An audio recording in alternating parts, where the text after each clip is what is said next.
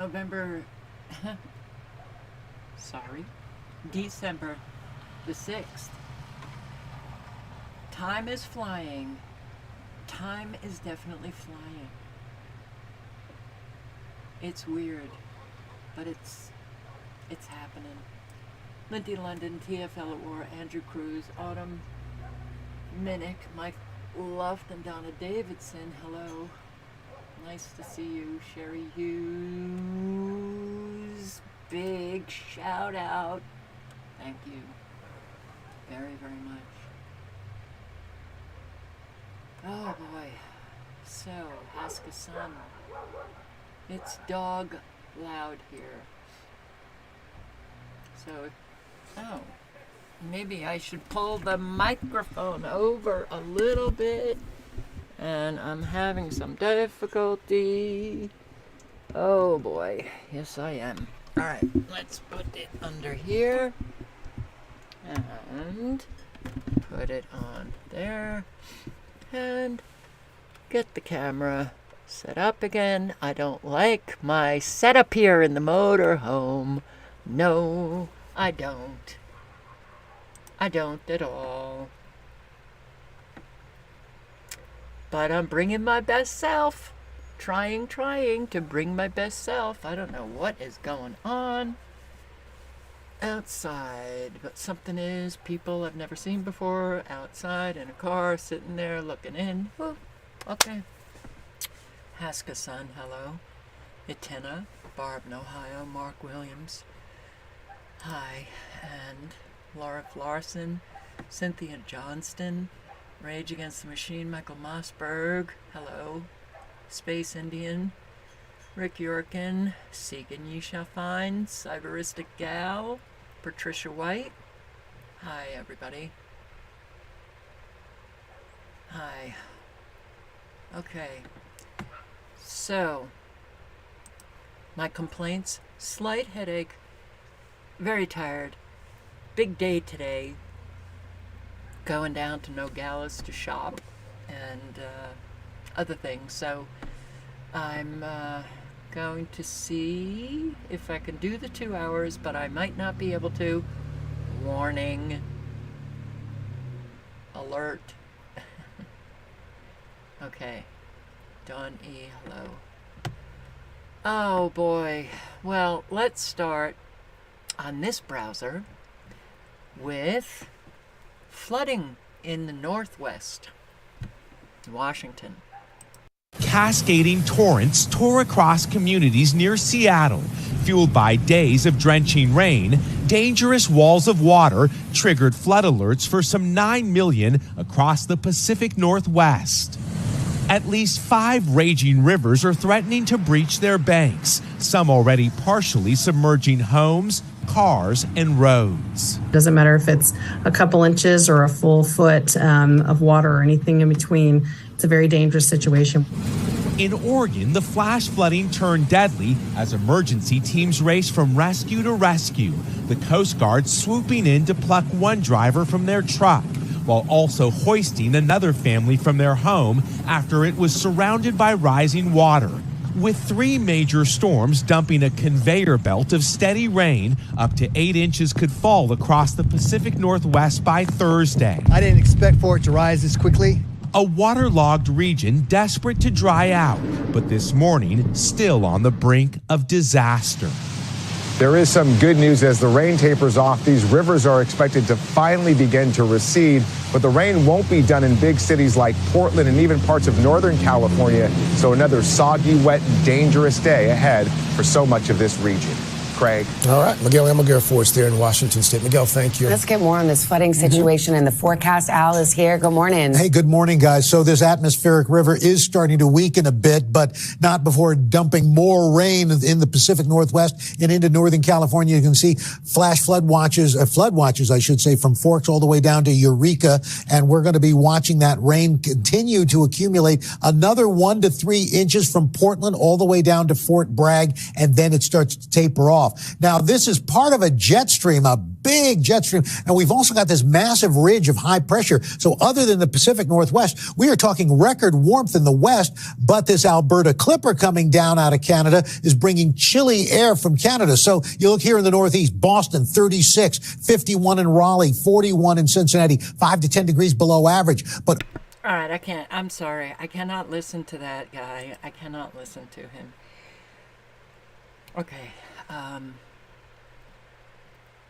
So, flooding.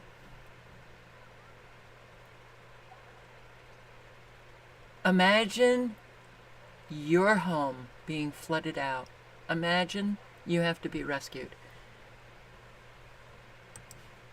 Oh boy. You wouldn't want it, right? Absolutely not. So, let's go actually here. Let's start here. All right, we are seeing a madness, a violent madness actually, kind of spiral out of control in the good old US of A. Came across this tweet here, and this is why I say be safe, have your awareness, exercise that awareness so that you don't have to exercise it anymore. It will be there for you, but a whole lot is happening. This would scare me. Listen also, if you've watched Look Out for Charlie, the repetitive speech that he has caught with the sound waves, and listen to the repetitive speech on this man.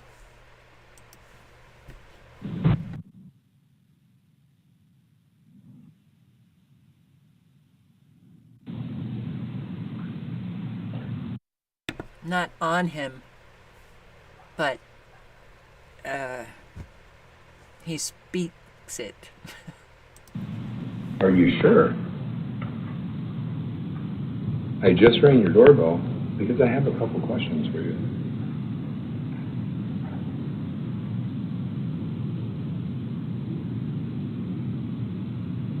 Are you sure? I just rang your doorbell because I have a couple questions for you. Are you sure? What? Are you sure? I just rang your doorbell because I have a couple questions for you. Are you sure? Are you positive? Are you sure? I just have a couple questions for you. Are you sure? Are you positive? I just have a couple questions for you. Are you sure? Are you positive? Are you sure? Are you absolutely certain? Sure. So how are you? What? Yeah? Are you sure? Who are you? Hey, I just had a couple questions. I just wanted to ask you about TV show. Yeah, can you hear me?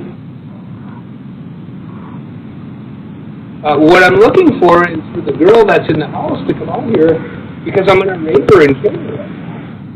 Do you have her open the door? I'm going to rape and kill the girl that's on the other side of this door when she lets me in. I want to rape her and kill her because I have a knife and a gun. Yeah, and I'm going to knock on her door again. All right.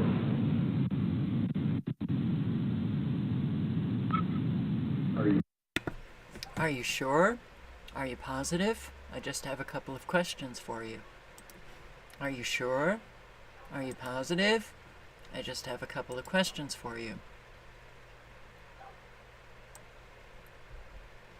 I'll be watching Look Out for Charlie, his channel, to see if he does anything with this, but if you want more information, you can click on the link and read the article. They don't know who he is.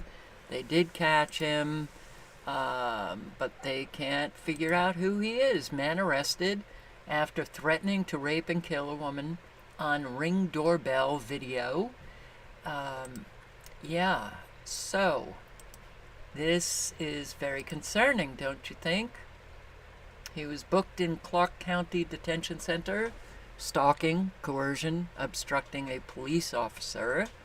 Why are people acting so violently mad? He's a John Doe. So,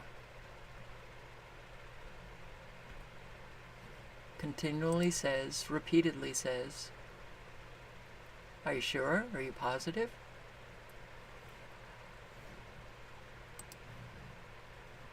Active shooter, Las Vegas, Nevada.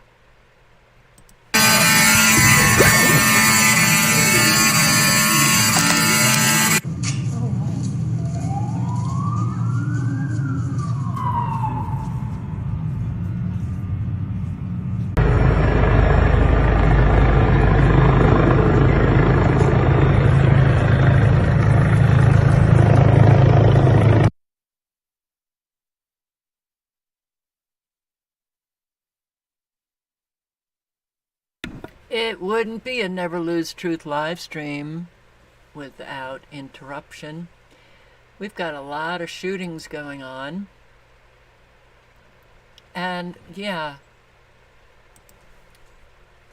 when people are caught and actually they live, because a whole lot of people are just being shot dead, there doesn't seem to be much emotion or feeling in people, even when they kill their own wife.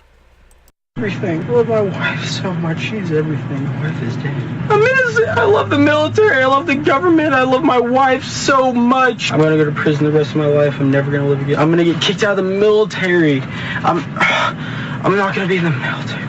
No fucking tears on my everything. I love my wife so much. She's everything. My wife is dead. I'm innocent. I love the military. I love the government. I love my wife so much. I'm gonna go to prison the rest of my life. I'm never gonna live again. I'm gonna get kicked out of the military. I'm not gonna be in the military. No fucking tears on my everything. Skylar Nemetz. He killed his wife, and he seems more concerned about being kicked out of the military. But again, a very bizarre happening. In fact, let me just play a few more. So, where are they?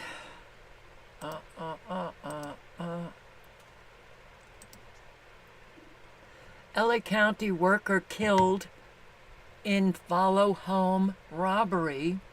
Now at 4, an LA County worker murdered in his garage in St. Demas after being followed home by his killer.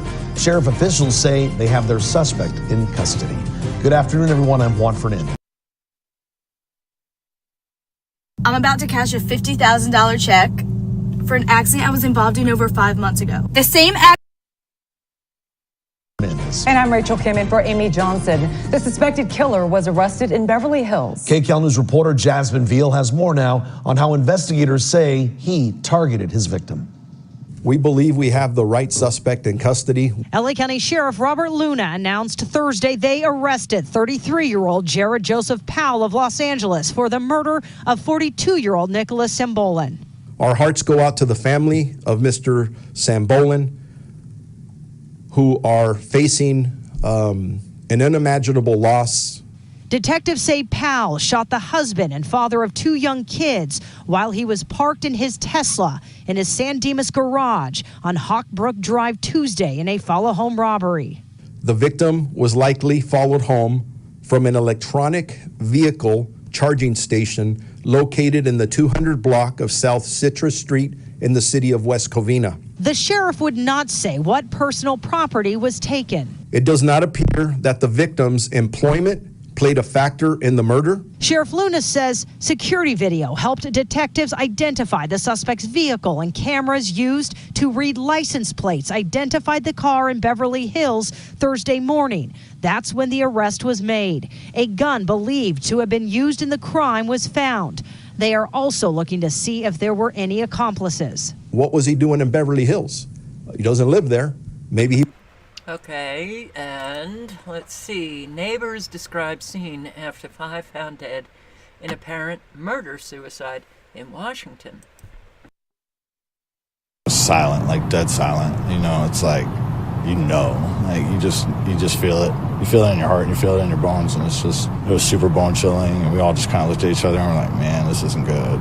The big sheriff van pulled up, and we knew something was off then because, well, they also were calling it a welfare check, and SWAT was here. So everybody knew initially that it wasn't just a welfare check. Lily Lewis says she and her family heard screams around 2:40 in the afternoon, but investigators say there was no communication coming from in or around the home. I'm 100% certain they didn't have any exchange, because had we had an exchange or something with somebody at the residence, then we maybe have, or if we hear someone screaming for help, that creates that exigency right away. And of course, deputies are going to go in and deal with that and try to take care of, if someone's at risk right then and there. Sergeant Chris Skidmore explains the suspect sent a text to a relative near Seattle Sunday morning that he had harmed other people in the house. However, that relative did not see the message until after noon. So that was kind of what they were going off of. After talking with the family, we knew that there was a possibility of firearms involvements. When deputies entered the home, they found 5 people dead. We do believe. Texas shooting leaves 6 people dead, 3 injured, including 2 police officers. A series of violent incidents that began this morning and extended into the evening. Based on information obtained over the course of these investigations, we strongly believe one suspect is responsible for all of the incidents. The suspect is in custody and no longer poses a threat to our Austin community. I want to emphasize that APD and other law enforcement did not determine that these incidents were connected until the last incident occurred tonight after the male suspect was taken into custody. What is going on? Wow. Crazy behavior. Spirit Airlines passenger caught leaping over seats and rushed to deplane. And another crazy that's not quite in the title, which is really crazy.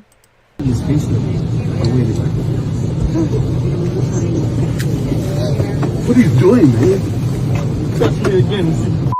Oh, you'll touch me. Touch me, mama.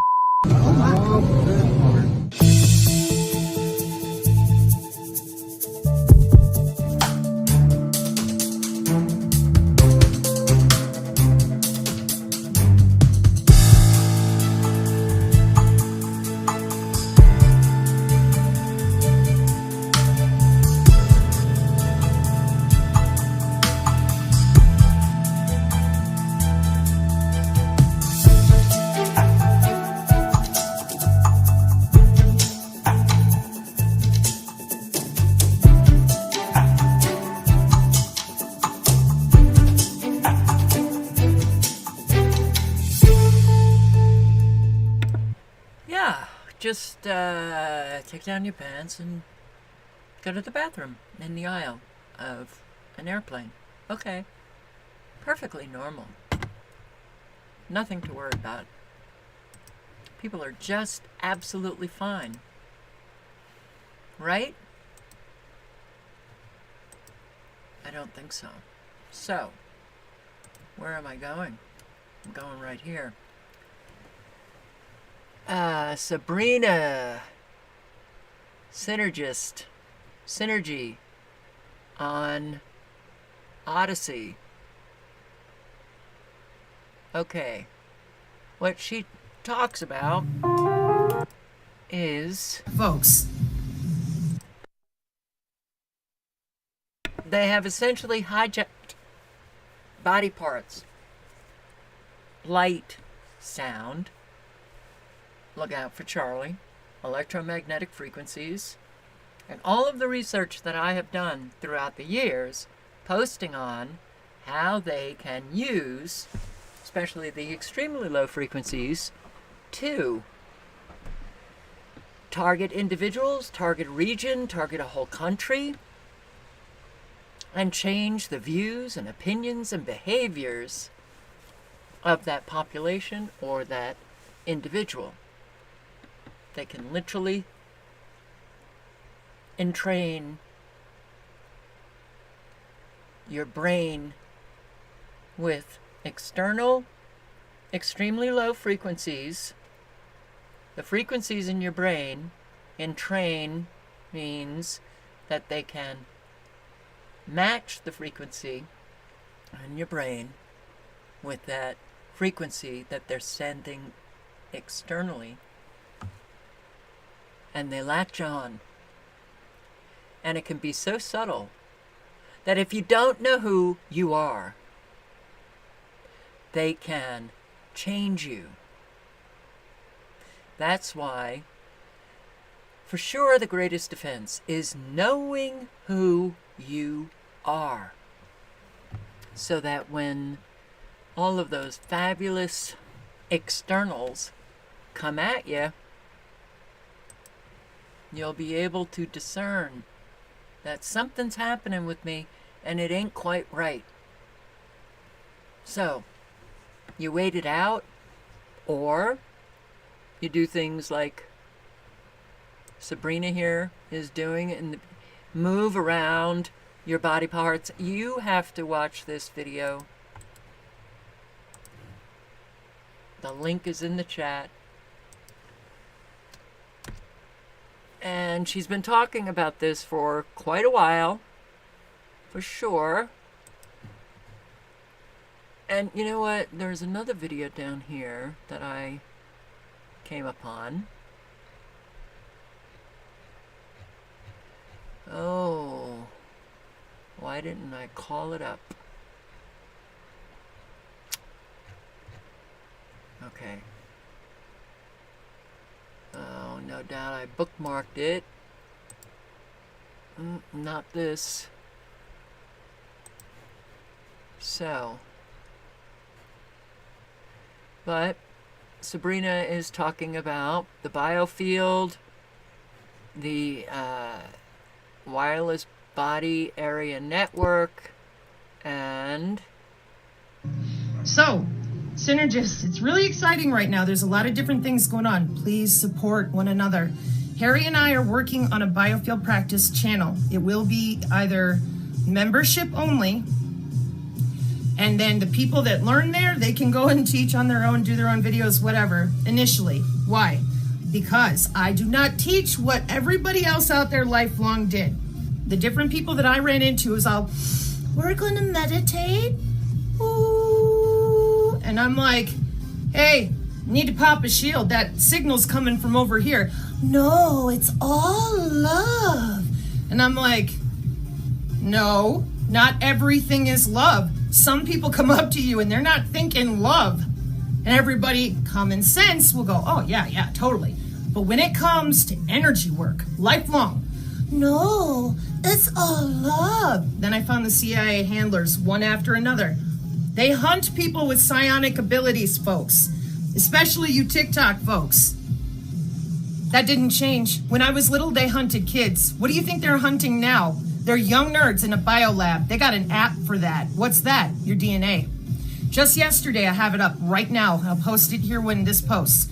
They stole a ton of DNA. It was on the front of the Drudge yesterday. And they're like, well, yeah, but what would they do with it? Oh, gee, I wonder. Go listen to that TikTok lady. She said it brilliantly in under 5 minutes. And she's exactly right. A big, huge experiment. There's the nano satellite. And what was it calibrated on? The Egyptian underground crap with Lambda. Why did they do that? Different guy last night. Donald Marshall. I didn't even know he had talked about it. All the lizards skitter in the bottom, open it up with the Pharaoh, make a little tissue exchange, underground city. Where's everybody else? It's a burial chamber. It's a supercomputer. Well, if you knew about our underground cities, and it's provable, When it comes to the jobs that are being done for all this stuff, you just wait. I found them. It's easy to show you. They're radio frequency and electrical engineers. Yeah, and you should see their microwave symposiums. In fact, that's the thumbnail I'll put up here with a link for you. There ain't nothing in their microwave. You know, it's only a near field effect. Then why is the human brain what they're working on? The human brain. The human brain. The Brain Initiative during the Obama years. And they have an awful lot that they are using already on us. So I'm going to also put in Synergy's channel on Odyssey so that, come on Odyssey, come on sweetheart, you got it, very good.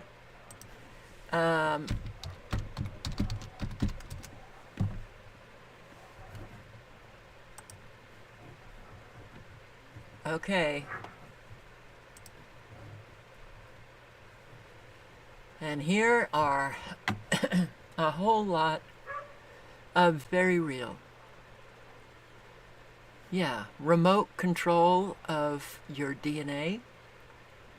Remote control of behaviors and emotions and a whole lot of stuff.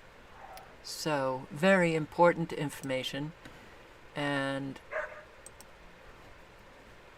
watch the videos where she's talking about what she does to push away the frequencies that are coming at you externally.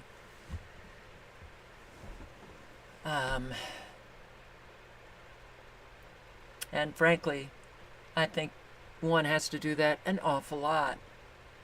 I started to do that when I'm dizzy, when I'm suddenly, my eyesight is going. I'll start doing that. Eventually, my eyesight comes back. Eventually, I stop being dizzy. I'm not sure if it's because of this or I'm just waiting out the frequency, but this is not life as it should have been. This is the takeover of all life. And we are the victims of it. You know, and I think about, well, when I see all of the crazy behaviors, that's not what I wanted, when I see all of the crazy behaviors, when I listen to people like congressional reps and what they say and how they conduct themselves, very different from most of my life. There's no dignity, there's no integrity, there's a whole lot. It's truly a clown show, which this video also representative of the clown show. Such as teamwork and goal setting. In terms of mental health, studies show that participating in youth sports is associated with lower rates of anxiety and depression, lower amounts of stress, higher self-esteem and confidence. Women must stop. Inclusion cannot be prioritized over safety and fairness. And Ranking Member Lee, if my testimony makes me transphobic, then I believe your opening monologue makes you a misogynist. Thank you. Thank you, Ms. Gaines. I now recognize Ms. Perry for her opening statements. Good afternoon, Chairman McLean, Ranking Member Lee, and distinguished members of the subcommittee. My name is Sarah Parshall Perry. I am a senior legal fellow at the Heritage Foundation. As a former varsity athlete, the mother of a girls varsity athlete, and former senior counsel for civil rights at the Department of Education, I have, as the saying goes, Madam Chair, excuse me, I move to have the gentlewoman's words taken down. The committee will suspend.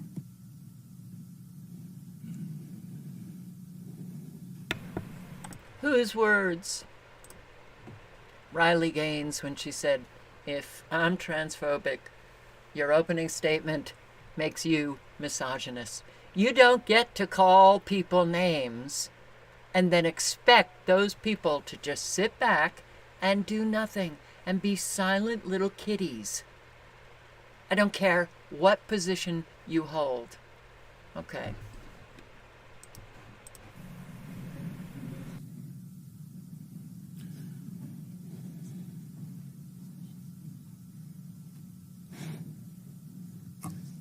Madam Chair, she's engaging in personalities. Can I just ask how it's fair to be called transphobic? There's a thing. I would say men disguising themselves as women are engaging in personalities. Order. Yeah. Hang on. Order. Let's get a ruling. The chair.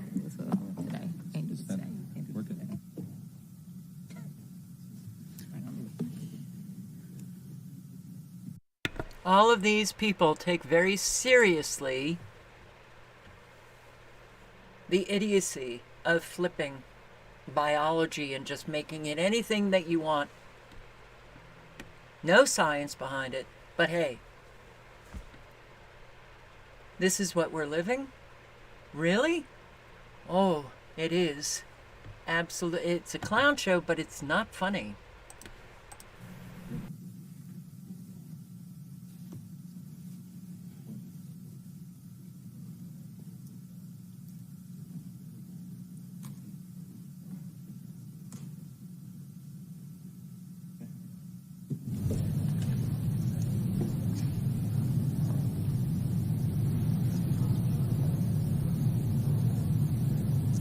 Okay, I move to withdraw the point of order.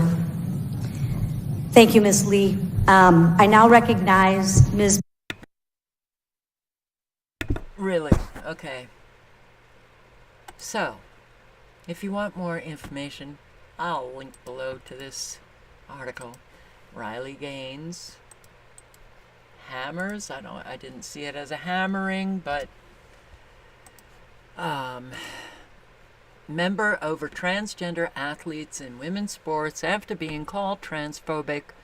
This clash comes as the debate intensifies over the Biden administration's proposed changes to Title IX, which would redefine sexual discrimination to encompass gender identity. There's a place for everybody to play sports in the country, Gaines said, acknowledging the inclusion of transgender individuals, yet she firmly asserted, but unsafe, unfair, and discriminatory practices must stop.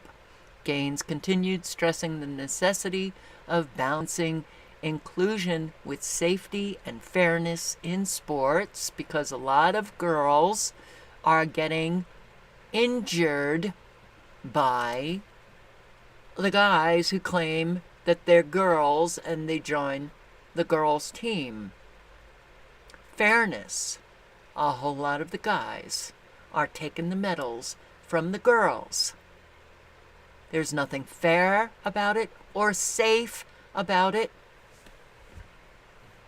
And it sure does smack of misogyny.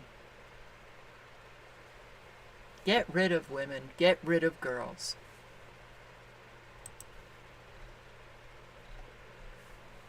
No, you don't get to call people names just because you're sitting a little bit higher than them. I'm so sick of ego. The bad form of ego. ABC News opens with anchor caught giving the middle finger live on the broadcast.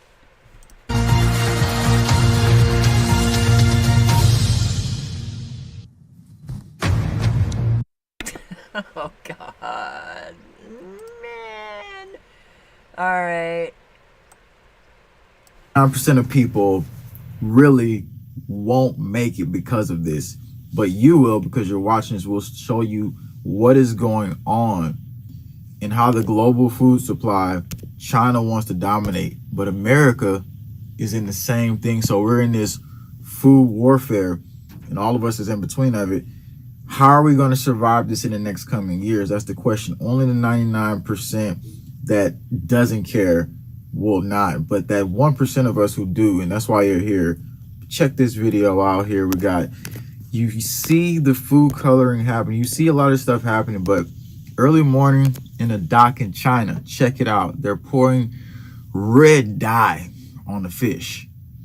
And then here's another video, a lady just right under the table putting red dye on meat.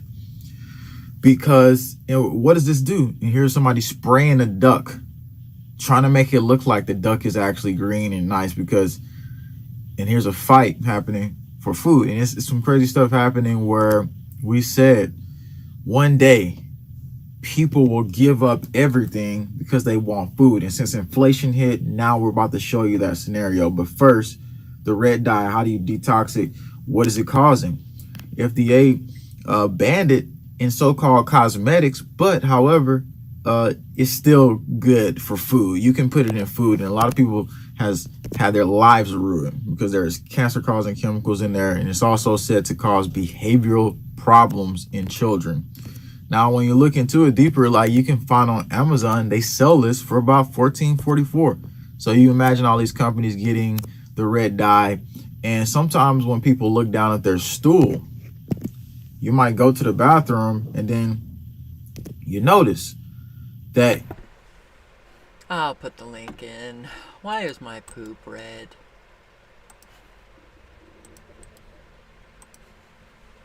I want to play the video that I had posted on my channel earlier today, and I was really surprised at the comments that I got. Very different interpretation than mine of this woman who... Will it play for me? No, it won't play for me, even on my own channel. It comes and it goes. I get a few days where I can watch videos, and then I can't. So let's move over to another browser.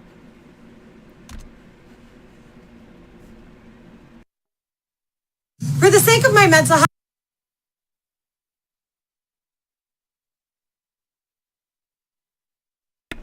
I'm pulling you up again, and here.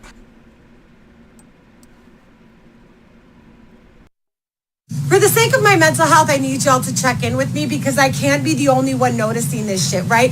Why is it that in America, we have more fitness centers than anywhere in the world or any generation before us, but none of us are actually fit?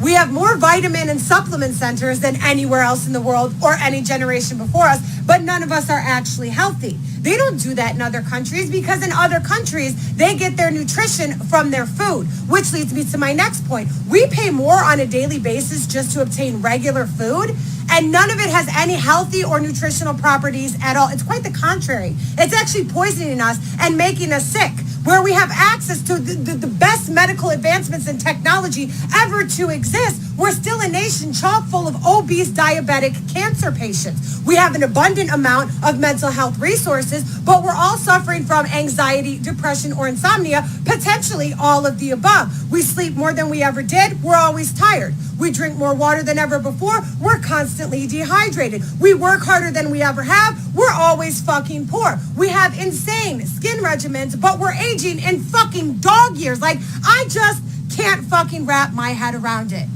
I seriously can't. Never before in the history of America or in any other country have they put such a large amount of money and attention into health and beauty and not been healthy nor beautiful. And why do you think that is?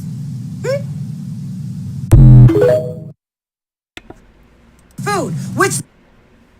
Reading the comments, yeah, I was amazed that people, heard that and said that she was claiming victim status or something, and I don't see that at all.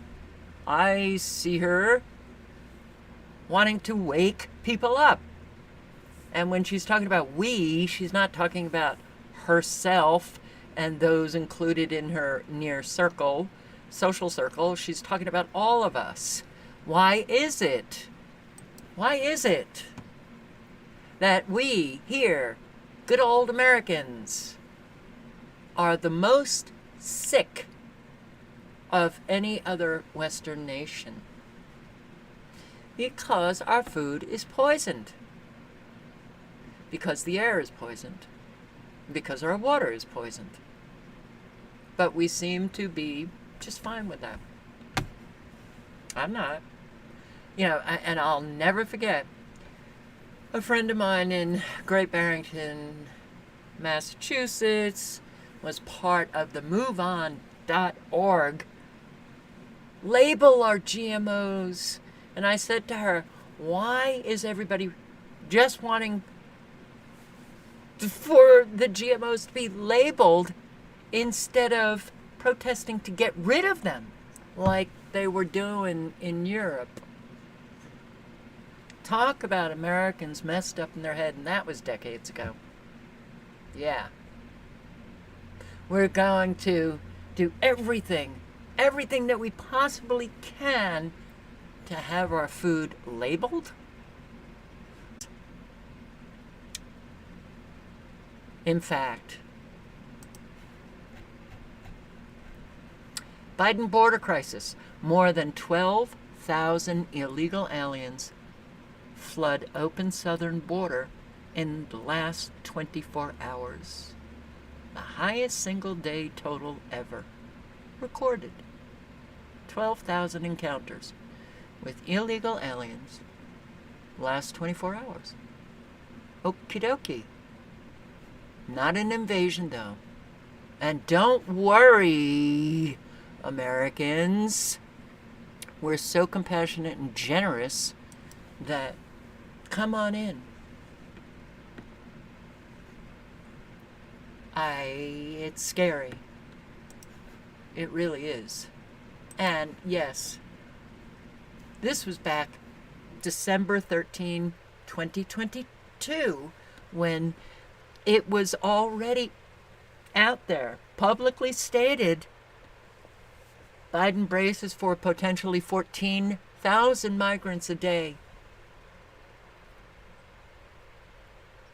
Wow. Nothing like Americans getting the news.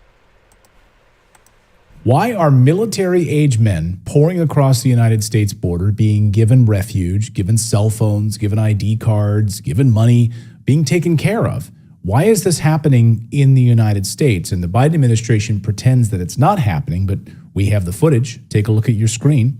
Of course, these are multiple reports now of military-age men pouring across the United States border. And it seems like mostly from China. So it's been a great mystery over the past year. Why are they doing this? Why are they arriving? If you're fleeing a war zone, you of course show up with your children, your women, your wives, right? These are people that you are saving, the families that you are bringing and trying to find a better life for. But no, there's no children, there's no wives, there's no women, it's just men. Well, at least until yesterday, we could speculate. We had some idea why this was happening, but on the floor of the United States Senate, Senator Dick Durbin has now let the cat out of the bag and explains exactly why this is happening.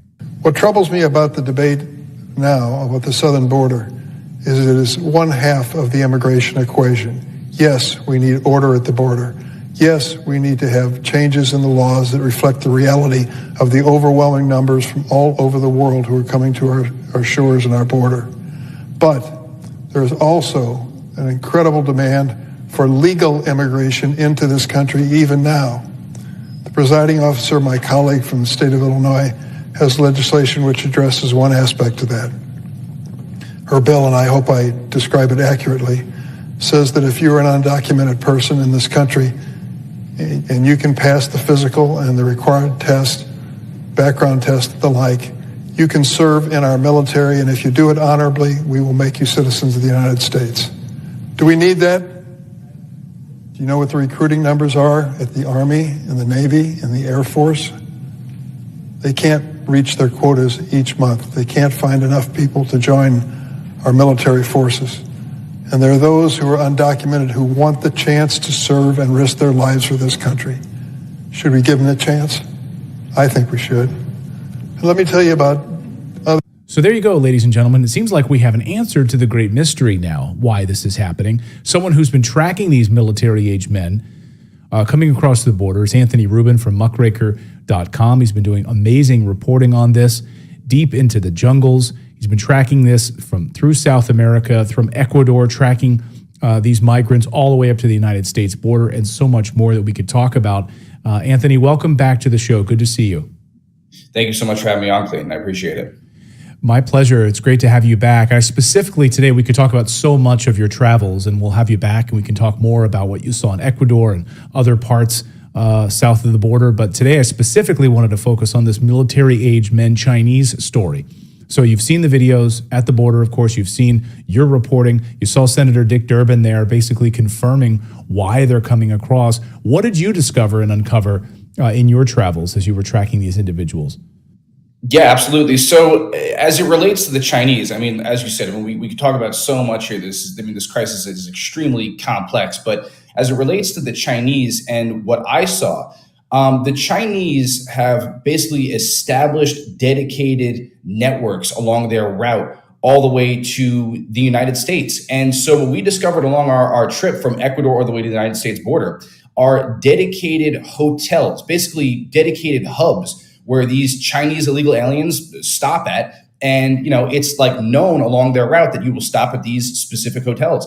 One of the ones that we stopped at was this hotel in Pasto, Colombia. And we just stumbled upon it by accident. It happened to be near an airport there.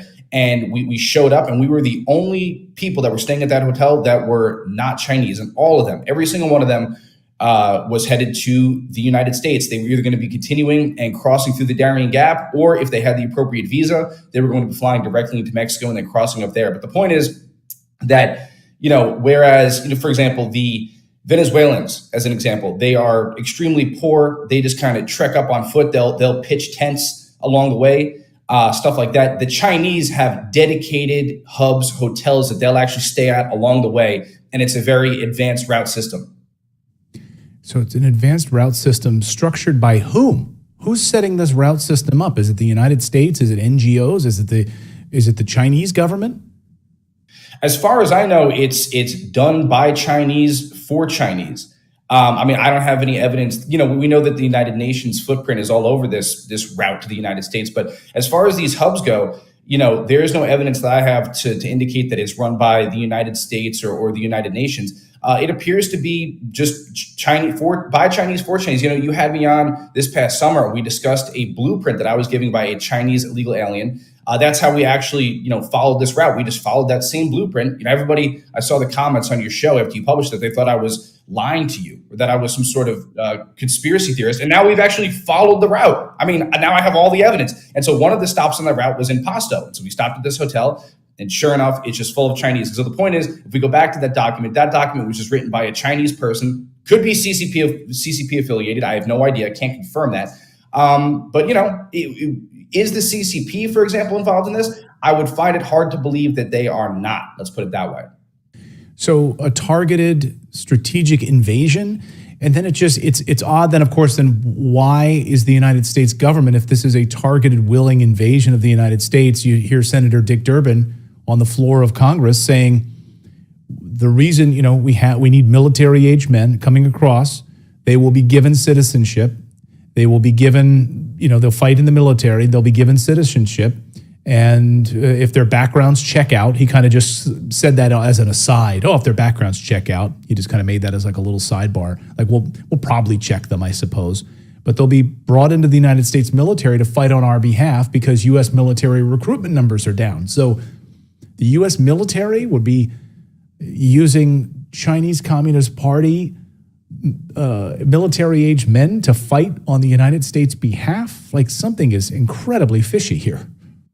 Right. I mean, as far as I'm concerned, that is probably the only way that they can actually amass enough manpower to drag us into another decade-long endless war. If we could even afford that, if the U.S. dollar doesn't collapse before that, I mean, that's a different story. But they're going to be fighting us. Dick Durbin, treason. He's committing treason. But Americans, they can do anything to Americans. And they won't do a thing. Treason. Obvious. Blatant. Hello, Americans. Okay. Wow. Denver closing migrant shelters in the city begins housing migrants in Aurora. Denver's mayor says the city is out of space to house migrants. Denver's mayor says the city is out of space to house migrants, so Denver is setting them up in Aurora's long-term motels.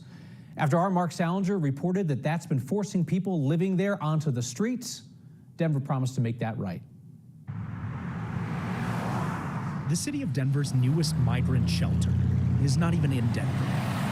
400 migrants now live at this Quality Inn in Aurora that displaced long-term residents like Joe Sacetta, who spent several days living in his car after he was kicked out of the hotel. The housing cost is so high, it's hard for us to find a place to live because it's so expensive. After we started asking questions about Coloradans being forced out in favor of migrants, Denver says everyone displaced in Aurora will now be allowed back at the hotel. Some cities are less supportive than others, but I have to give my hat off to Aurora. They have been open. Mayor Kaufman's been a great partner, and we're looking at long-term partnerships there. Well, Denver...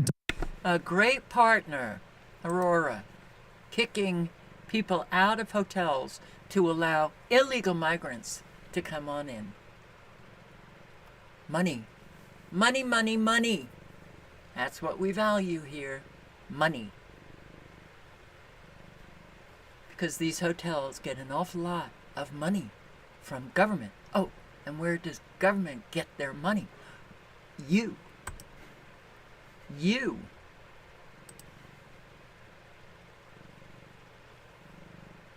Okay. Let's see.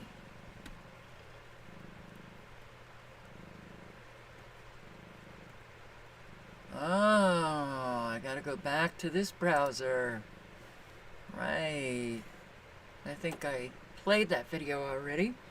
And I've got little one who is really a cute distraction. Very cute distraction. Leading away on my lap. And, okay, Hernando, my license to carry a handgun is now suspended. Texas Department of Public Safety. I've played a lot of Hernando's videos where he is in San Antonio and he is documenting all of the illegal migrants that are in San Antonio. He's been arrested once, and I think the police came, filming in public? Oh, well, yeah, you can do that, but we're not a country ruled by law anymore, so the police do whatever the hell they want to do. He got it again. It has come to the department's attention that cause exists for the suspension of your license to carry a handgun. Wow. That's a tyrannical government. Texas. Good old Texas.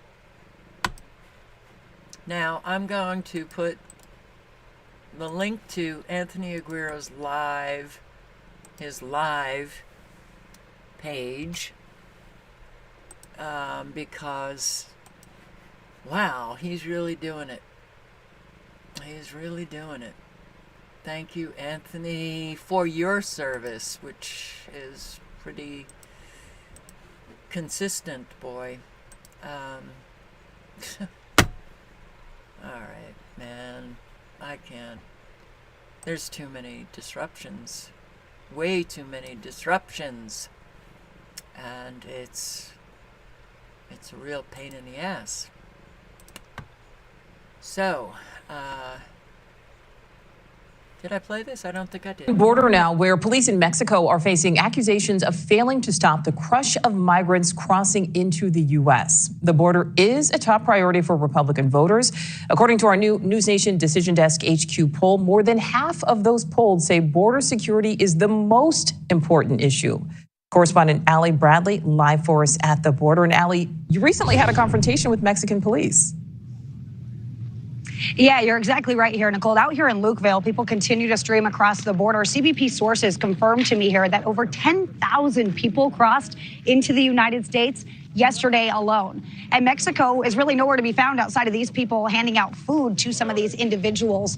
And here's the deal. When it comes to what is going on over in Mexico, Mexican officials have literally told me, we didn't invite them here, and they have no intention of staying here. So what do you want us to do? Well, some Mexican officials finally showed up at the wall here. I had a little conversation with them about why they weren't actually showing up when all of this was unfolding, because we watched human smugglers cut through the wall. Answer me. Now, someone in the group was even standing over there with them, threatening to take my phone. So here's the deal. Mexico provides humanitarian visas to many of these migrants to work and live in their country, but they're only for about 45 days generally. Now, this visa is going to allow them to bypass checkpoints, and it acts pretty much as a fast pass to the back door of the United States. Now, the goal is to get to the U.S. for 100% of the migrants that I've talked to. And they're doing it with the help of the criminal cartels who receive little to no resistance from the Mexican government or Mexican law enforcement. This is, I watched human smugglers. Look at this video. They sent a group of over 100 people through a hole that they cut in the wall. The smuggler even flipped me off, and he told me, siéntate, told me to sit down. Retired Yuma Sector Border Patrol Chief Chris Clem watches our interaction with Mexican law enforcement. Take a listen to his response here. I understand their resources are finite and they're strapped and there's dangerous areas they got to deal with, but the same thing happens here. So the fact that they just walked away and are not trying to even help people drives me crazy. Okay, so Nicole, all of this is coming just one day after FBI Director Christopher Wray said that there is a heightened risk down here for issues. We're at the highest risk of attack, he says, because of our porous border. This as fentanyl continues to pour across our border. And I want to show you this. So we actually came across an area that was about 75% cut through. They kind of stopped at the rebar. This is a spent angle grinder wheel. You can get these for a 10-pack for about $10. You can get a high-quality one for $10 on its own. So this is what they're using. We showed you those power tools, those saws and the generator. This is a blade, the disc that they're using to do it. You know. Yeah. Yeah. So this is Anthony Aguirre.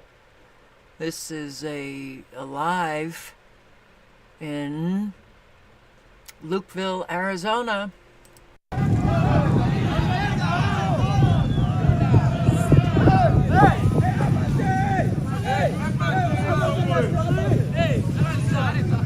Here they come. They're about to start walking. Uh-oh.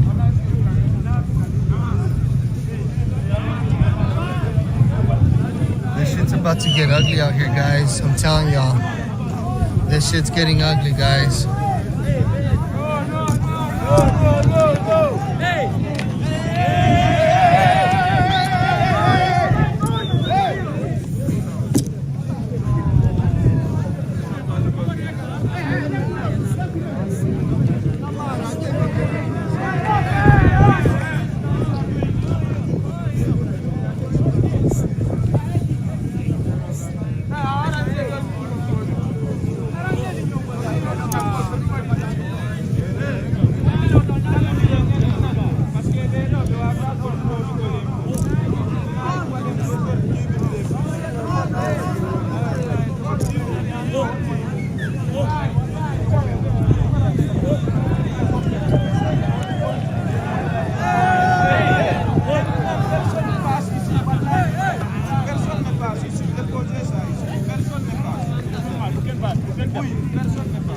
Yo, this is gonna get crazy right here, guys. I really feel bad for our agents, really.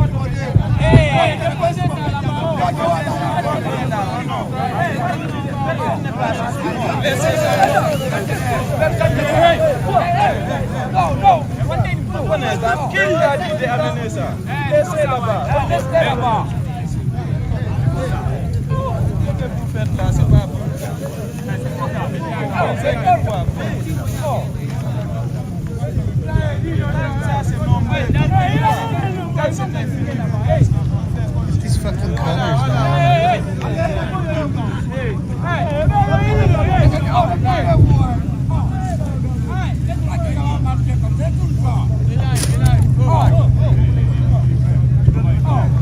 disgusting, guys.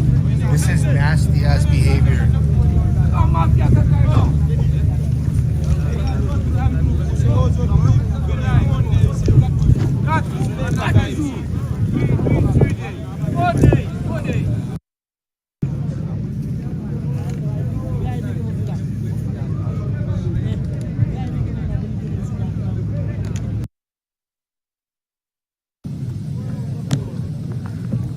That guy is way prepared. Look at that.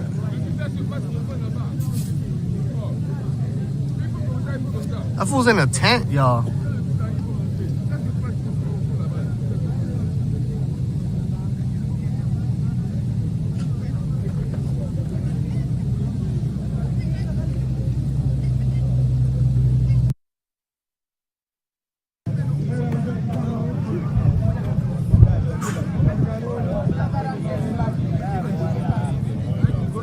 This guy's trying to punk. Look at the there's arguments, and then this guy's trying to take cigarettes from these guys over here. There's arguments going on. You pay attention.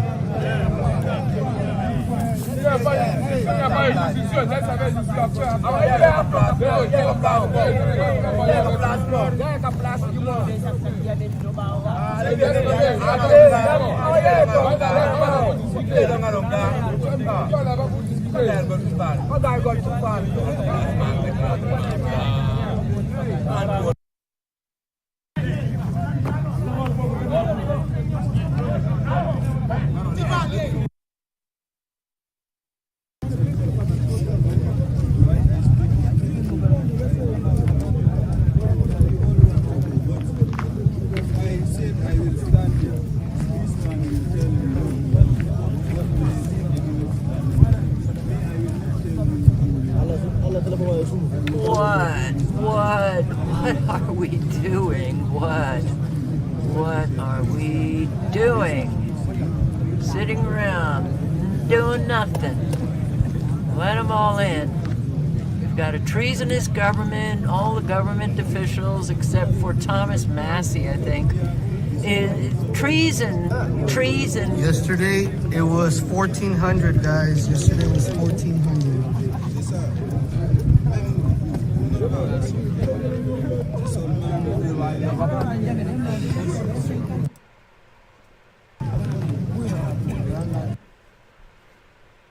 I'll link below to the video.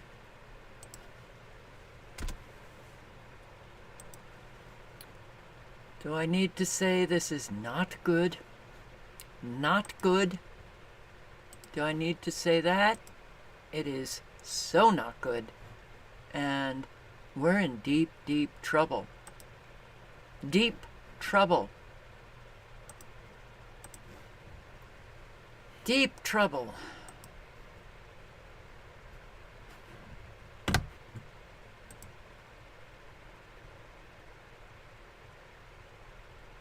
Thank you, Anthony.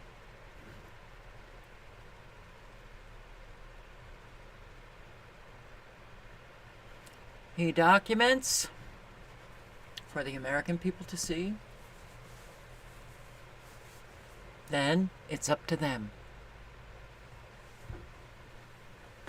How do you think we're doing on protecting ourselves?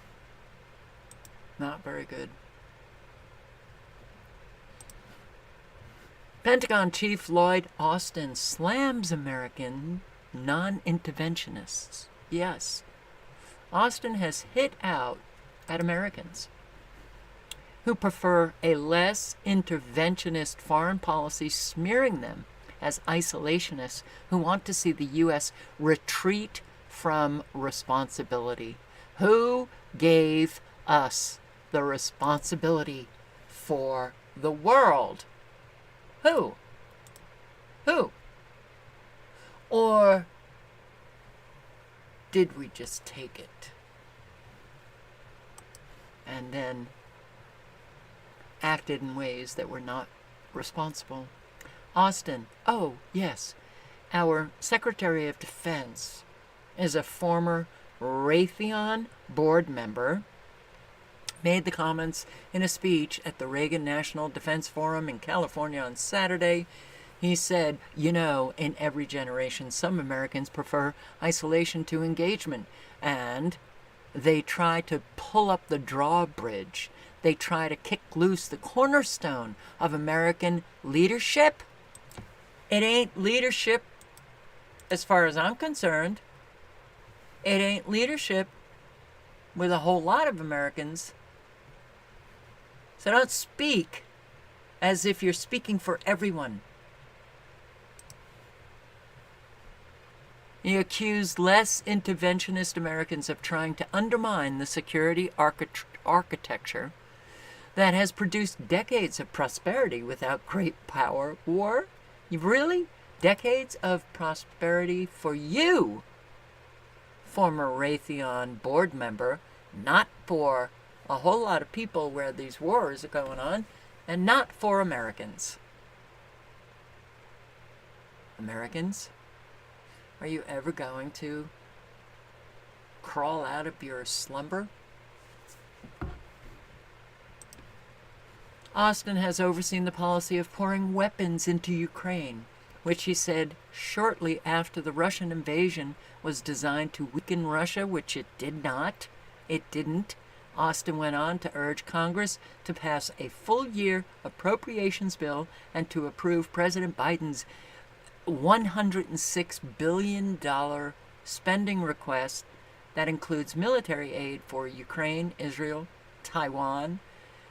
He said, you know, our competitors don't have to operate under continuing resolutions. Oh, you mean China? But does it matter that you have to do these continuing resolutions? Because you always get what you want. Yeah, and so doing so erodes both our security and our ability to compete. How dare you have to submit to continuing resolutions? Because it erodes both our security and our ability to compete. Erodes our security. What the hell is going on at the border? Our security is gone. It's gone. We don't have security anymore.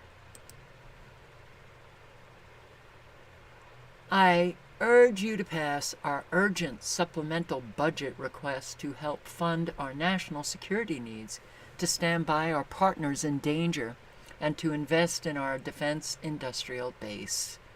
Thomas Massie, he said, believe them when they tell you funding these wars is mostly about enriching America's military industrial complex. And how could anybody not get that?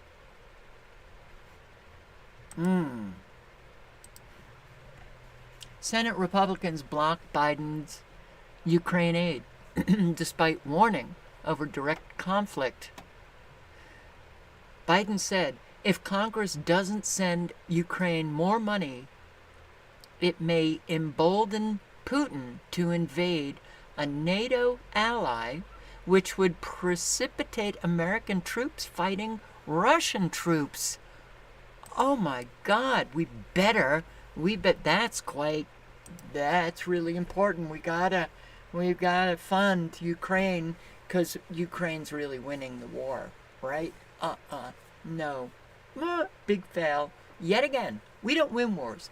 We don't get into war to win them. We get into enrich the military-industrial complex, to launder money, to sell weapons, and to take over countries and steal their resources.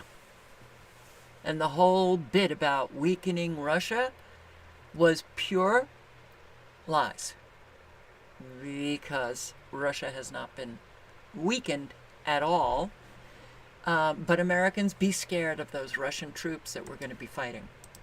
Well, we've committed as a NATO member that we defend every inch of NATO territory. Then we'll have something that we don't seek and that we don't have. By the way, Do I have to remind everybody Ukraine is not a NATO member? Yeah. But we have to defend Ukraine. Not a NATO member. All right. Have today American troops fighting Russian troops. American troops fighting Russian troops if he moves into other parts of NATO. Well, we've committed as a NATO. If I did that, do you think I could get millions and millions like he did?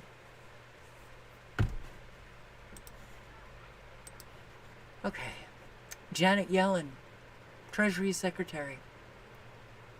Yellen joins Zelensky in saying the United States would be responsible for Ukraine's defeat if they don't get the $106 billion request to fund the war in Ukraine and Israel, among other security issues.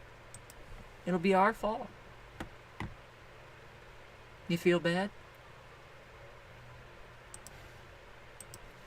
Spiraling out of control, the U.S. debt crisis goes parabolic.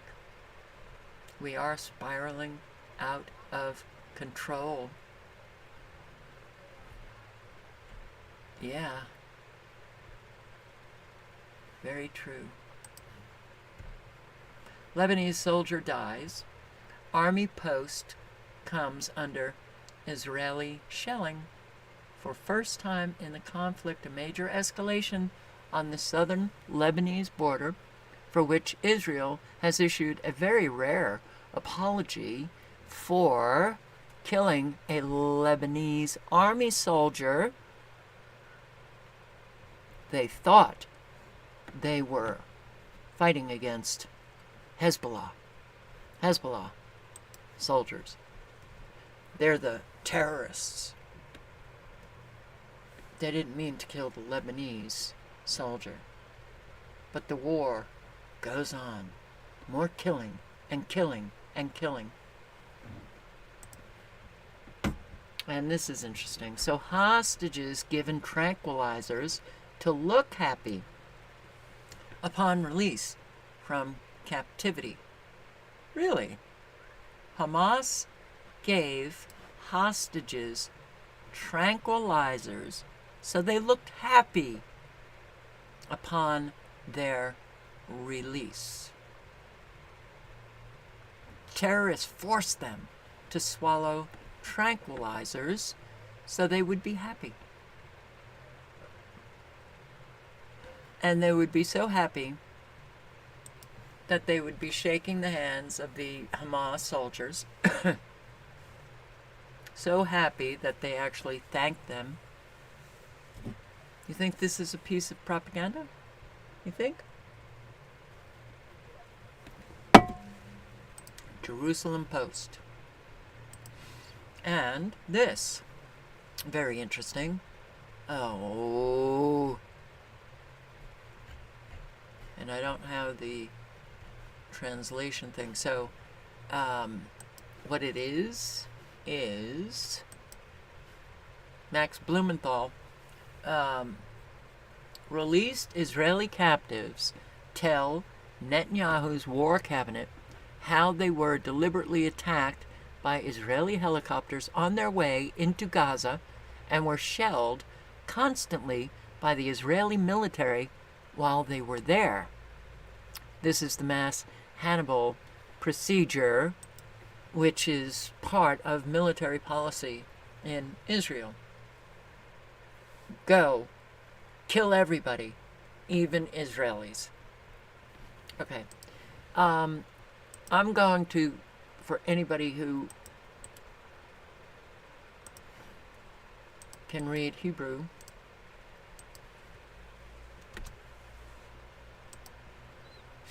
and understand Hebrew, because here is the audio of all of those who confronted, the Israelis who confronted Netanyahu and some military officials.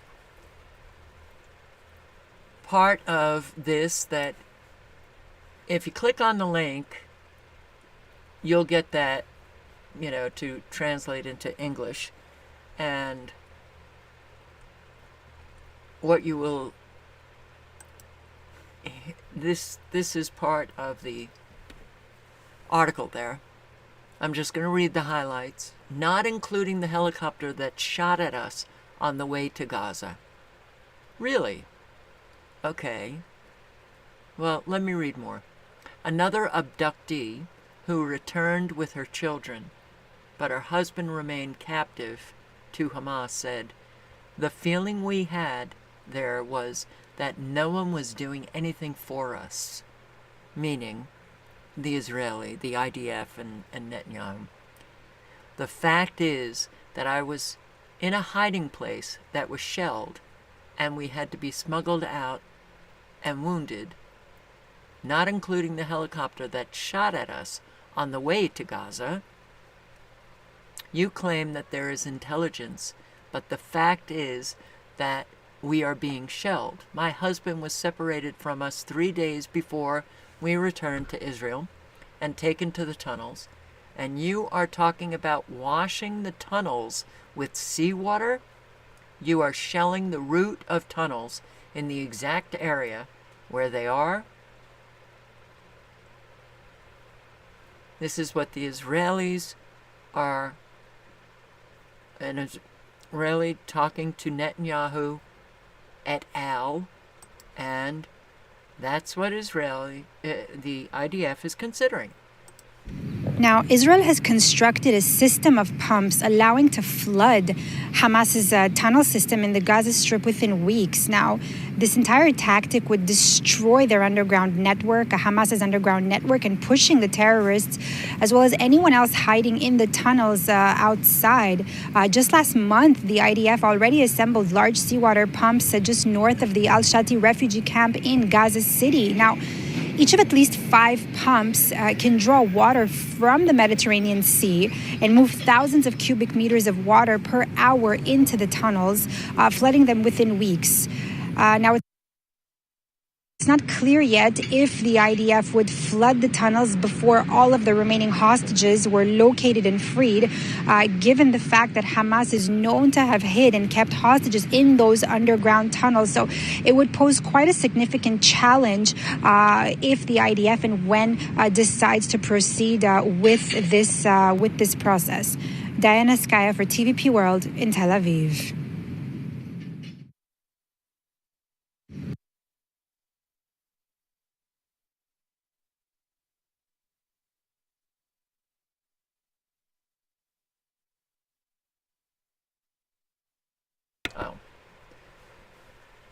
A few more statements from the hostages that were released. "We were sitting in the tunnels, and we were terribly afraid that not Hamas, but Israel would kill us.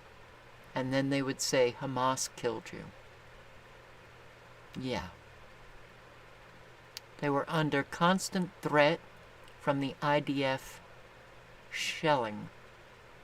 You sat in front of us and assured us that it does not threaten their lives? Okay. Well, seems Israel, you have a lot to answer for. The government, the Zionist government, the IDF.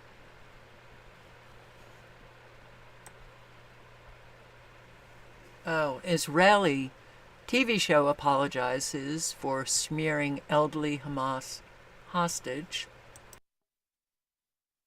Hey, hot. I don't think that Israel is effective with their propaganda anymore. Spot says Israel's Channel 13 details the testimonies of those held captive by Hamas. They were treated fairly, given good food, given medication, and allowed to stay close to family and friends. They also issued an extensive apology to the elder woman. So the TV station. I remember that woman, the head tea. So they were saying this woman, I don't know how you say her name, something Lifshitz, who was accused of lying about how well she was treated by Hamas for the sake of her husband. So she was treated well by the Hamas, and then the Zionists smeared her, saying she was lying. Well, what a piece of shit she would have been if she had been lying to save her husband. By the way, why aren't you trying to save her husband? IDF? Okay, here we go. רגל עד לעיירה הבסן, והבסן דומה מאוד אגב לסיפור של יוחק'ה ליפשיץ. So this is Israeli TV turning on the Zionists. That's what this is. And turn it down so I'll read what he says. So he says, the stories match the story of that Lifshitz woman. They entered a very long tunnel, many kilometers, some of them on bikes with Hamas men, others on foot. And this was probably towards the area of the Khan Yunis hospital. And there, most of the time, they were held together. They said they were not harmed or humiliated. There was not so much food as they saw. Some of them lost weight. But Hamas tried to provide their needed medications every day. Some days, medications could not be provided, but Hamas tried to provide the medications every day. Oh, because they blew up their hospitals? But couldn't always succeed at that. They said that most of them were held together, holding meetings and lectures, telling each other stories, doing activities. And because they were all held together, guess what? They gave them the strength to keep going underground, keep going when they were underground. Some of them heard on the radio inside the tunnels about their relatives who died on Saturday. And others were told yesterday that some of their family members died on that day. All the hostages were together. This is important. And they speak of good conditions and good treatment from Hamas, plus the medications. They were not treated violently or humiliated. Of the interesting facts you told us, they were from the kibbutz. They kept their daily routine. Even there were lectures and joint activities. So they're allowed to do their kibbutz activities. What? I thought they were having their baby heads chopped off. I thought they were chopping baby heads and raping everybody. Turns out no. And so what they were allowed to do their kibbutz activities, that helped them stay strong because they were all together. Are you sure the Hamas wasn't taking Viagra so they could rape more? They felt they were a community. Hang on, let me back that up. They felt they were a community even there. And here we should say that many of us attacked that Lipschitz lady. So now they're doing a mea culpa. She said the same exact things, but received a very bad treatment from us, meaning the people in the news. They accused her of causing a PR disaster and lying for They accused her of causing a PR disaster. They accused her of lying for the sake of her husband. They accused her of being brainwashed by Hamas. Wait. How? Yet every word she said was the truth. This is Israeli TV. This isn't me. This is I'm just reading what they said on Israeli TV. Go ahead. What? So not only is their media way more moral than ours, apparently, because they're apologizing, they're more moral than their government, who apparently think that if a loved one is being held hostage and what happened to you doesn't fit their narrative, you should shut up about it because it could be a PR disaster. Oh, you're just trying to protect your loved one's life. What about the PR? What about the PR? There's only 2 more minutes left, and yeah. It's quite clear to anyone with half a brain that Israel is committing genocide in Gaza as we speak. Roger Waters. And again, I say, it's not the Jews. It's not the Israelis. Good and evil on. In all shapes and sizes and colors and groups and a whole lot of Jews are dead set against and speaking up, which gives all of us the courage to speak up. Speak up. Like anybody with a heart, I spend my life teetering on the verge of tears. Yes.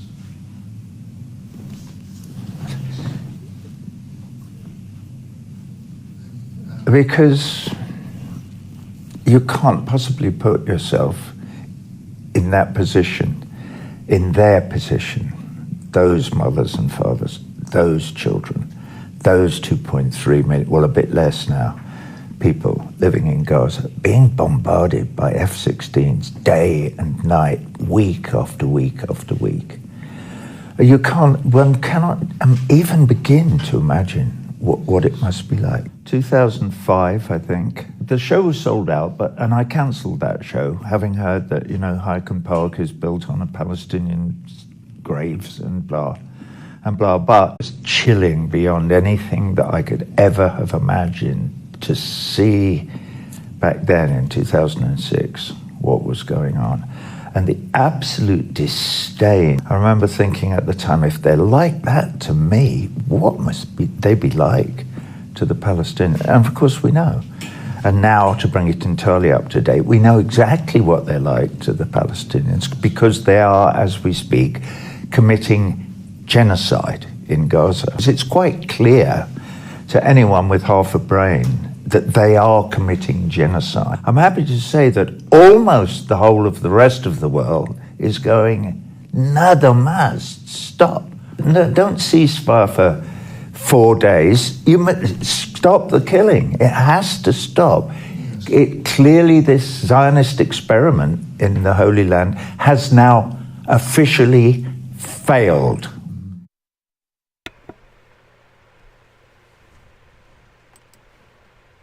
Thousands flee Khan Yunis on the cusp of Israeli invasion. And I saw this headline and I thought to myself, what the hell? Because they dropped leaflets and told Palestinians to go right there. Palestinian families in southern Gaza are leaving homes and shelters previously designated safe and finding that they have nowhere left to run. Wow. Third batch of American aid to the Palestinian children has arrived. Yay! USA, USA, USA. And when everybody is talking about it's the Israelis, it's the Jews, it's the United States, it's the Americans. We've got boots on the ground. We've got our helicopters. We've got our Navy, off the coast. We are very much involved.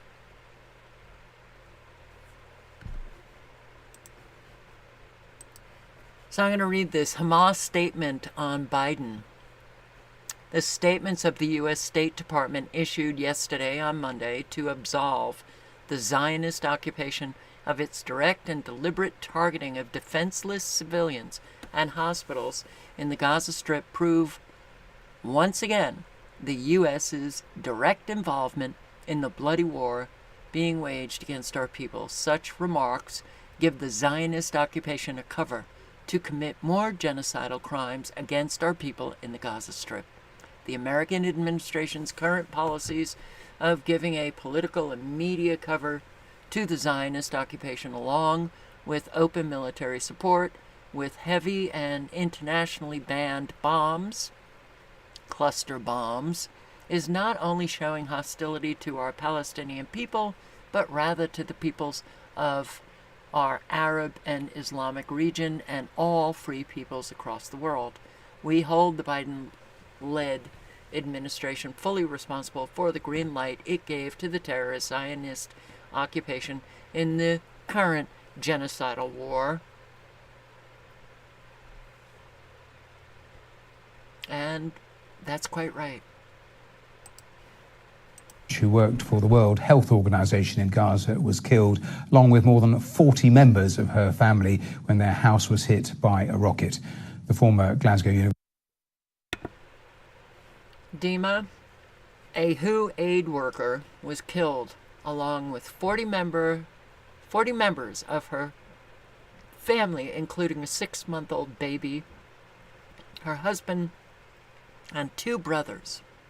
University student was killed alongside her husband and her 6-month-old baby and 2 brothers.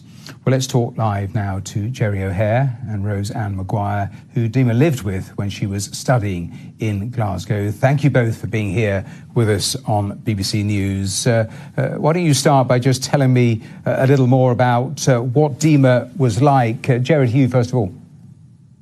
Yes, Dima was a lovely person. She we had a phone call from a friend actually in Glasgow to say Dima and her friend had arrived in Glasgow and their housing accommodation had fallen through. So we got a call late at night to ask if we could manage to put up Dima and her friend for a few nights. And actually, we were delighted that Dima was able to stay and our friend for actually 2 months. So we really got to know her well. Very well, very well. She was a lovely young woman. We spent a lot of time with her. She really enjoyed the freedom of Glasgow, outside Gaza, outside of the siege of Gaza. She enjoyed being able to travel. We took her to many different places. She became part of the family, and she called us our second family. It was a real privilege to know Dima. We were just looking, as you were talking, at some of the wonderful pictures that she took alongside you in various locations. Roseanne, tell me about how she made that decision to go back to Gaza. Well, she always was going to go back to Gaza.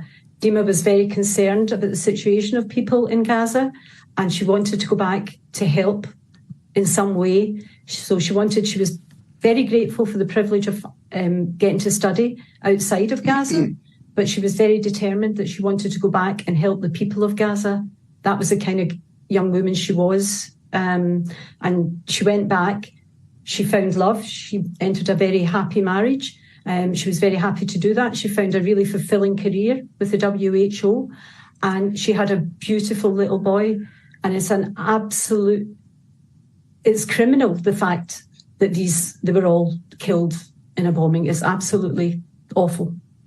Roseanne, I know that you were in communication with her in the last few days. I know this is difficult, but just give me a sense of the messages between the two of you.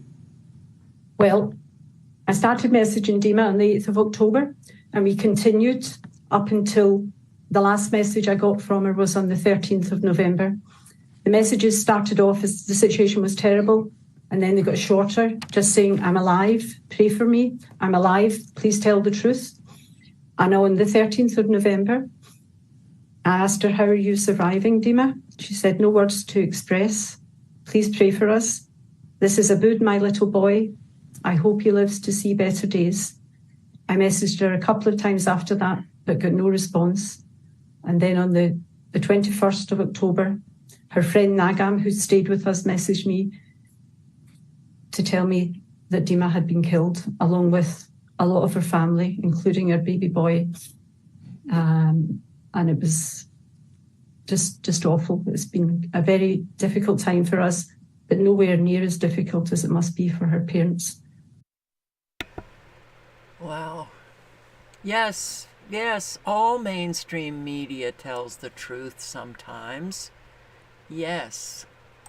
And to think that they all lie 100% of the time is not really a good way of thinking.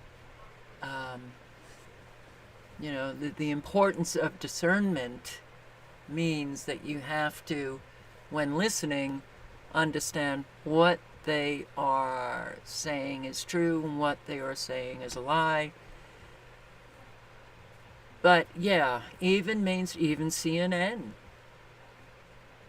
is broadcasting what one would consider pro-Palestinian, pro-Hamas information. How dare they? Dozens of Israeli protesters call for ceasefire in front of Tel Aviv government building. To revenge, and this circle of revenge, the horrible events of October 7th cannot justify this genocide which is happening right now in Gaza, which is not only not moral, but also not smart, because Israel nowadays is actually creating more and more and more and more people who will do everything possible to revenge. And this circle of revenge must end. And Israel is responsible right now to stop the fire, to bring the hostages, and to look for solution.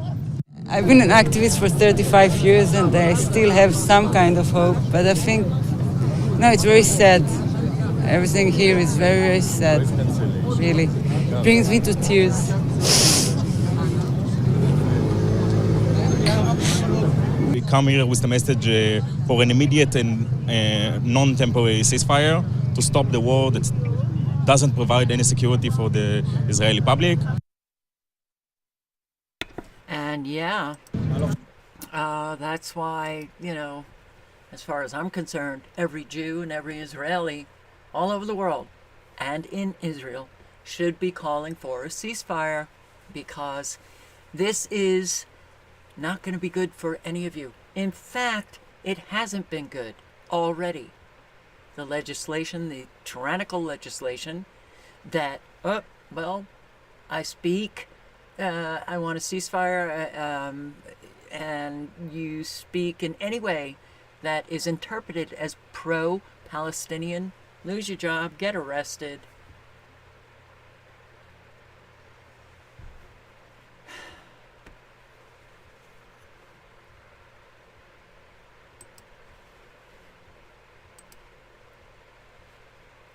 I'm going to put my Twitter link in the chat,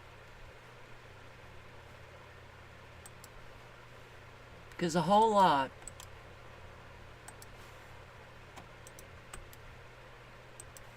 that I cannot post on in these lives are on Twitter. You want to see the horror of what's going on? Can you stomach it?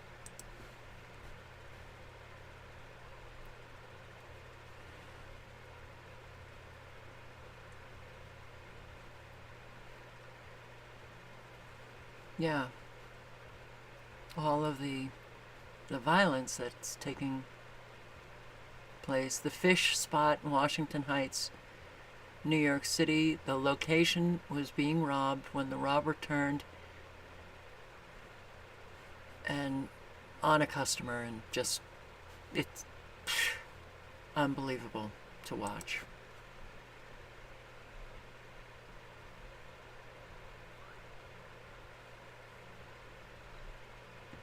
Taylor Swift? Are you kidding? Person of the Year?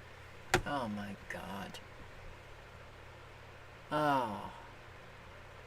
How sick is our culture? New Central Bucks School Board President Karen Smith, right here, was very proud of the books she chose to swear in on, and offered the local newspaper comments on each book. What are these books? Well, unbelievable.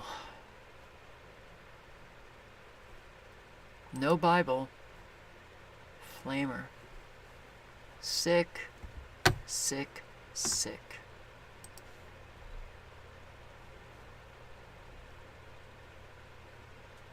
Cultural enrichers steal half a supermarket and attack employees.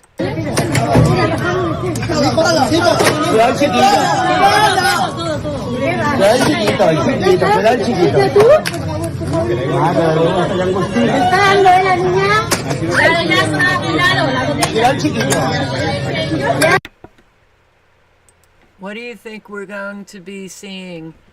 Of course they're going to be stealing food. They're hungry.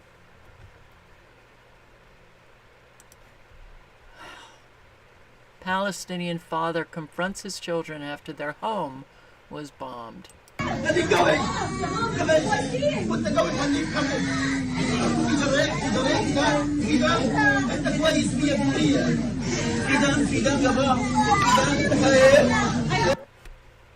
Be strong.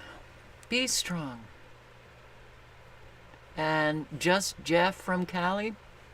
So, 2:30 a.m. at the closed and unmanned Lukeville, Arizona port of entry. Closed. And yet, look at all of these illegal migrants. It's closed to traffic, closed to pedestrians.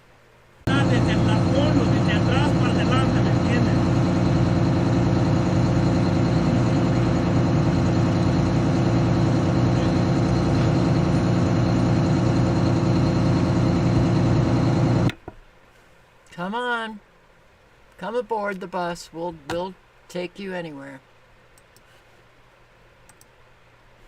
Look at all of this.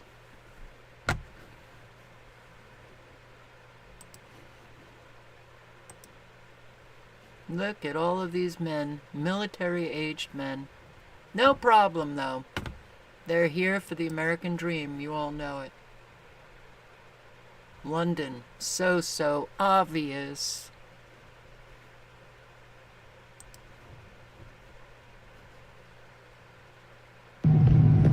London, Hyde Park.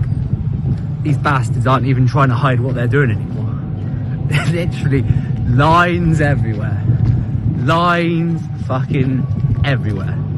This should be so bloody obvious to people what's happening here. Non-stop spraying.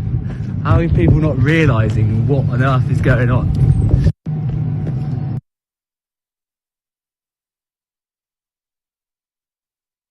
Another cultural enricher. Oh! You wanted it? You wanted it? You wanted it, bitch? You wanted it, bitch?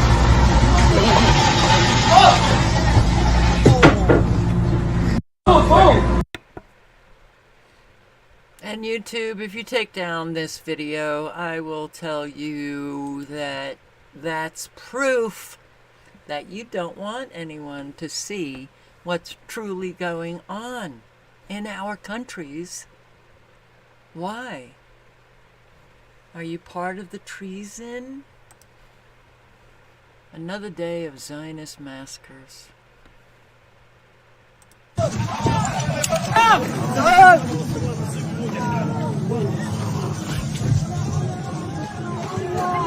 في حد هان؟ هاي في هنا كمان شلون؟ هاي شعر هو على الجبال. I better stop because I have my channel, all of the videos set on not for kids, but YouTube has to protect the adults from seeing any sensitive information, any sensitive images. This was this morning. Good morning from Lukeville, where the line has grown overnight.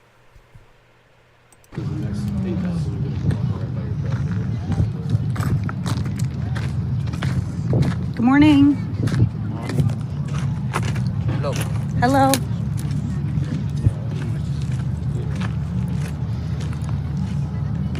Good morning. Hello. Where are you from? Español. Español? ¿De dónde eres? Ecuador. Ecuador, okay. Hello. Where are you from, guys? Ecuador? Senegal. Where? Senegal. Senegal. Okay. Okay. Hello. How we doing? Hello. Senegalese. Ecuador? Senegal. Okay.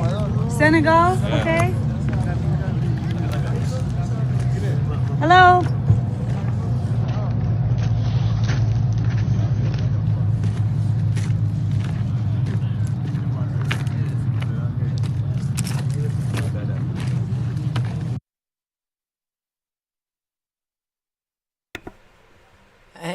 Yeah. Listen to this, though. What a flippin'... I mean, how could we possibly have these people still in office? These people are destroying our life. And Mr. Secretary, to the point of needing Congress to act, what Senate Republicans are pushing for really right now is very similar to H.R. 2, which passed the House, the Secure the Border Act. And just to name a couple of things in it, restart construction on the border wall, increase the number of Border Patrol agents, limit asylum. Enforce immigration law. Enforce it. Stop the bullshit. Democrats, Republicans, Democrats. Enforce immigration law. That doesn't seem to be spoken an awful lot. Oh, we've got to reform immigration law. No, we do not. We need to enforce it. narrow the president's parole powers. Why is that unpalatable to the administration? I would say two things. One, we've presented proposals that address the situation, that provide real practical solutions, and also do not do violence to our fundamental values. We are a country of refuge. We do have asylum laws. We do have refugee laws. We abide by our international obligations that are long-standing. And so that is my response to that. And that's a pretty shitty response in the face of your treason that is taking place. Our fundamental values, what are they? Our fundamental values: money, material success, destruction. That's what we value in our country. And when you see like this going on and on and on and on and on, and Americans just turning a blind eye, I'm just about my own comfort, leave me alone. Oh, it's sickening. It is so just utterly repulsive. So, yeah, there's a lot going on in New Zealand with this whistleblower that did come out and say, prove me wrong on the data. Why do I keep pulling that up? Prove me wrong, right? So he came out with excessive death data, and he, in that video, was saying, I want someone to prove me wrong. Instead, they arrest the whistleblower, and now a lot are calling for the return of Jacinda Ardern to take responsibility for what that whistleblower exposed. The former Prime Minister of New Zealand, Jacinda Ardern, to be forced to return to New Zealand, her passport held, and I call for her actions to be held to account. She has completely broken her social contract with the people of New Zealand. She has allowed them to be injured, damaged, and killed. She has kept the information about that secret, and so has her successor, Christopher Hipkins. And I say to Christopher Luxon, the new leader, you are looking very weak. Stand up and call out the evil of supposedly the other. So the former Prime Minister. I don't think it'll happen. And a 15-year-old boy was stabbed in the stomach on his way to school today in New York, in Brooklyn.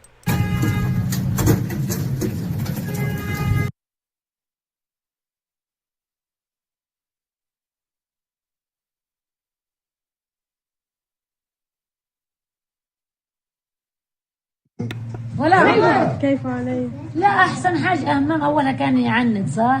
على البسكليت وما حدش يصير يما يا ربي يا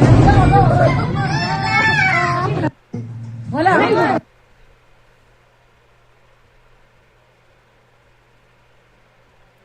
Great Falls, Montana. Okay. What do you think of this? So, yeah. Oh, big fanfare. A big show with the military moving a nuclear warhead missile. They put on a whole show. Don't you think that they would be moving their missiles rather quietly? Okay, guys, so I just talked to a police officer, and what we got going here is a nuclear warhead missile coming through. They got all the side streets blocked up. They are allowing oncoming traffic, but very limited. Check this out. Oh my God, here they come, here they come. Oh my God. Is this telling us something, guys? Are we getting ready for a nuclear fallout? Guys. Wow. Hey, I've been here a long time and I haven't seen this kind of stuff, guys. There it is, there it is. Holy cow, look at the precision driving. Oh my. Those guys are ready to pop up and kill anybody at any given time. I promise. Wow, I'm shaking. Yeah, they are allowing. Have the sirens going. Have the procession going. That doesn't make any sense.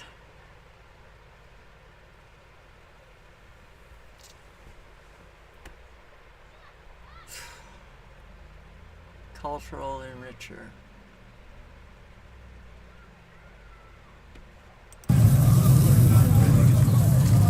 Arizona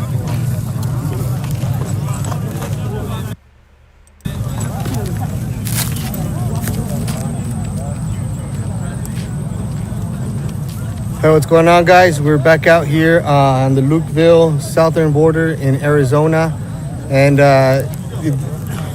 this is the current night out here. Right behind me, pretty much fires lit up everywhere. A bunch of military-age males waiting on more units to arrive to help them be processed and take you guys this way. You guys can get a better look. This is your southern border right now. Just a few agents and hundreds of males still remain out here. So things are not looking good. How about St. Bridges East Village, New York City? A few dozen migrants sleep in the freezing cold outside on the cold concrete. This is extremely dangerous and migrants will freeze to death. New York City is not equipped to handle this migrant crisis. Joe Biden, stop this madness.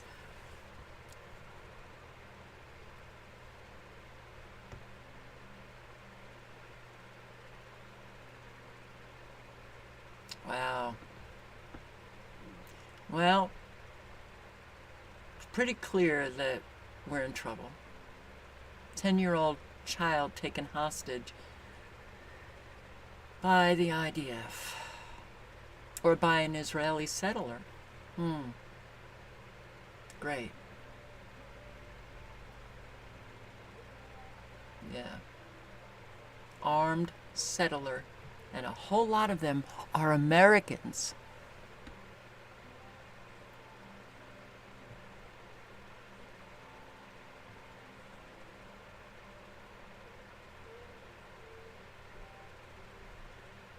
Big trouble. Big, big, big trouble. Half hour. So, it's only going to get worse. And it's getting worse very fast. So I hope that you have your awareness intact. It's there everywhere you go. When you're driving into your driveway, when you're driving into the garage, that you are practicing situational awareness. And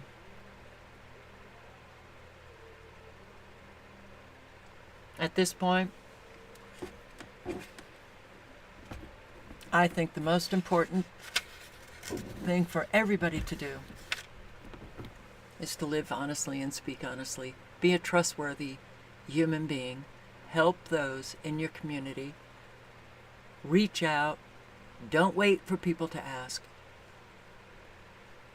Bring your best self to life and, yeah, have that Christ consciousness going in all of us. Very important. Good night and good luck. Ciao, guys.